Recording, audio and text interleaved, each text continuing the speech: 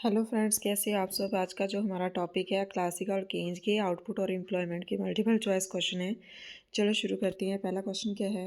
According to Keynes consumption is a function of. Keynes के according consumption किसका function है। Investment, saving, income या capital. तो right answer आ जाएगा consumption is a function of income. तो option C is the right answer. Keynes के according ये इनकम का फंक्शन होता है। Keynes hold that consumption is. Keynes के अकॉर्डिंग कंजप्शन फंक्शन क्या होता है। अनस्टेबल होता है, पार्शली स्टेबल, स्टेबल या नॉट सर्टन। तो इसमें राइट आंसर आ जाएगा हमारा पार्शली स्टेबल होता है। आगे next question. New monetarist hold that consumption function is. इनके अकॉर्डिंग कंजप्शन फंक्शन क्या होता है हमारा। अनस्टेबल, स्टेबल, पार्शली स्टेबल या नॉट सर्टेन। तो इसमें राइट आंसर आ जाएगा हमारा पार्शली स्टेबल होता सॉरी अनस्टेबल होता है। आगे नेक्स्ट क्वेश्चन आ जाएगा। Monetarist hold consumption function is proportional, not proportional, both of the above या नन ऑफ द अबव। तो इसमें राइट आंसर आ जाएगा हमारा non proportional. Speculative demand for money is inversely related to. Speculative demand किससे inversely related होती है। Income, money supply, interest rate या इन्वेस्टमेंट। तो इसमें राइट आंसर आ जाएगा हमारा इंटरेस्ट रेट से, क्योंकि जब इंटरेस्ट रेट बढ़ती है तो हमारी स्पेकुलेटिव डिमांड क्या है, कम हो जाती है। क्योंकि जब इंटरेस्ट रेट बढ़ती है, अगर प्रेजेंट में इंटरेस्ट रेट ज़्यादा है तो फ्यूचर में ये पब्लिक सोचती है कि प्राइस क्या हो जाएंगे, हमारे कम हो जाएंगे। ठीक है, अगर प्राइस ज़्यादा है तो प्राइस क्या हो जाएंगे, कम हो जाएंगे। ठीक है, जिसकी वजह से उन्हें लॉस हो सकता है। तो वो स्पेकुलेटिव डिमांड क्या होती है हमारी इंटरेस्ट रेट से इन्वर्सली रिलेटेड होती है। तो इंटरेस्ट रेट से option C is the right answer. People save more because of high rate of interest. ठीक है, तो जब हाई रेट ऑफ इंटरेस्ट होता है तो लोग ज़्यादा सेव करते हैं। किसके अकॉर्डिंग। Time preference theory, liquid preference theory, A और बी या नन ऑफ द अबव। तो इसमें राइट आंसर आ जाएगा टाइम प्रेफरेंस थ्योरी। आगे नेक्स्ट क्वेश्चन देखते हैं। Interest rate in classical theory is monetary phenomena, real sector phenomena, A और बी दोनों या नन ऑफ द अबव। तो इसमें आ जाएगा real sector phenomena. In case theory as money supply increase rate of interest will. Money supply बढ़ती है तो रेट ऑफ इंटरेस्ट क्या होगा, रिमेन कांस्टेंट, फॉल, राइज या can not say with certainty. तो इसमें राइट आंसर आ जाएगा हमारा कि जब मनी सप्लाई बढ़ती है तो हमारी रेट ऑफ इंटरेस्ट क्या होती है, कम होती है, गिरती है। तो option B is the right answer. In case theory rise in saving rate lead to. कि सेविंग रेट बढ़ता है तो किसके अंदर क्या चेंजेस आते हैं। Decrease in interest rate, fall in income, increase in interest rate या इंक्रीज इन इनकम। तो राइट आंसर आ जाएगा हमारा option V is the right answer, fall in income. आगे नेक्स्ट है। Keynes theory is applicable to rural sector, urban sector, under develop country या develop country. तो जो केन्स की थ्योरी है वो डेवलप कंट्री के ऊपर बेस्ड है। आगे नेक्स्ट है। Keynes theory could not apply to India because of. Keynes की थ्योरी इंडिया में क्यों अप्लाई नहीं हो सकती। स्ट्रक्चरल प्रॉब्लम की वजह से, high increase in money supply, high rate of interest या लो इन्वेस्टमेंट। तो इसमें आंसर आ जाएगा हमारा option A is the right answer, structural problem की वजह से। In order to maintain price stability classical economist advocate. Price stability के लिए क्लासिकल इकोनॉमिस्ट क्या होती हैं। Stability of money demand, stability of money supply, stability of rate of interest या stability of saving. तो इसमें राइट आंसर आ जाएगा हमारा stability of money supply. In classical theory investment is a dash phenomena, real, monetary, A और B या none of the above. तो inflation क्या होता है हमारा, मॉनेटरी फिनोमिना होता है। तो option B is the right answer. आगे नेक्स्ट क्वेश्चन देखते हैं। Pre Keynesian economist were of the view that saving are and investment are. Pre Keynesian economist के अकॉर्डिंग सेविंग और इन्वेस्टमेंट क्या होती है। Generally not equal, general equal या ऑलवेज नॉट इक्वल या ऑलवेज इक्वल। तो इसमें राइट आंसर आ जाएगा जनरली इक्वल होती है। तो option B is the right answer.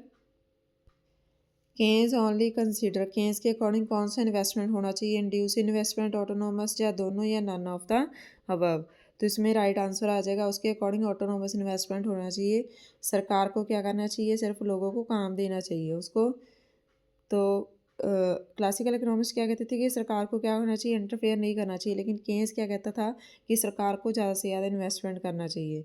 तो ऑटोनोमस इन्वेस्टमेंट किससे रिलेटेड है, गवर्नमेंट सेक्टर से। Consider the following statement. Absolute income hypothesis associated with Keynes, बिल्कुल केन्स के साथ रिलेटेड है। केन्स ने कहा था कि जो हमारी इनकम है वो हमारा जो कंजप्शन है उस पर जो हमारा कंजप्शन है इट डिपेंड अपॉन हमारी जो एब्सोल्यूट इनकम होती है उसके ऊपर डिपेंड करता है। तो आगे क्या है, सेकंड हमारा option A is the right. Second देख लेते हैं, S equal to this and C equal to this. तो ये क्या होंगे, एक दूसरे के कंजप्शन फंक्शन बताया, दोनों का टोटल क्या होना चाहिए, हमारा इनकम के इक्वल होना चाहिए। तो जब टोटल हमारा इनकम के इक्वल है तो ये क्या आ जाएगा, हमारा option B is the two is the also right answer. तो इसमें देख लेते हैं हमारा कौन सी स्टेटमेंट आगे थर्ड क्या दी हुई है। Investment multiplier increase rise when income tax introduce in the system, bond price and interest rate are directly related. तो इसमें राइट आंसर आ जाएगा हमारा ऑप्शन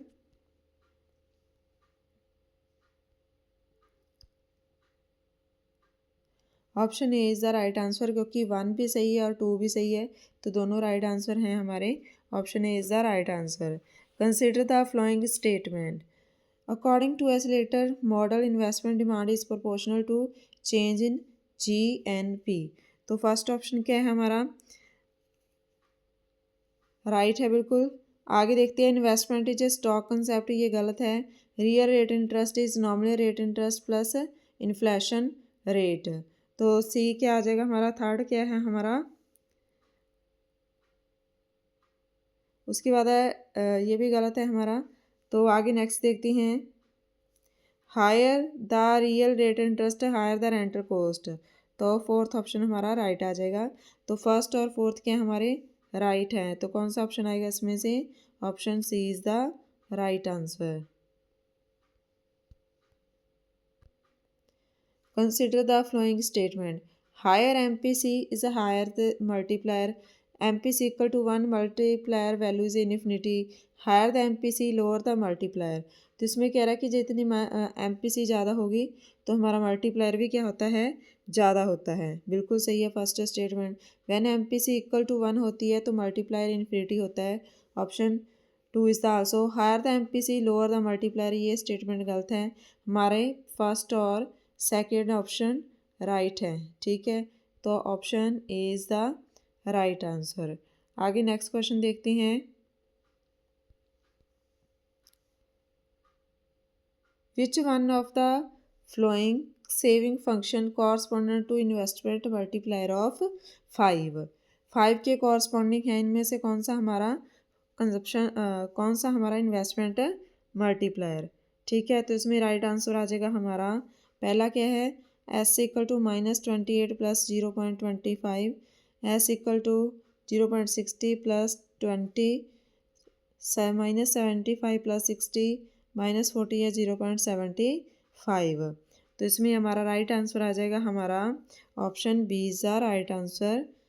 आगे नेक्स्ट देखते हैं, in close economy model consider a situation where MPC rise from 0.8 to 0.9, rate of proportional tax rise from 0.1 to 0.2, how does multiplier change, ठीक है।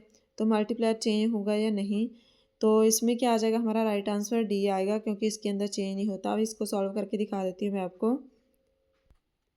तो देखिए यहाँ पे जो मल्टीप्लायर होता है उसका फार्मूला क्या होता है, के इक्वल टू किसके होता है 1/1 माइनस MPC, और टी 1 माइनस में टी क्या आ जाएगा हमारा, टैक्स आ जाएगा।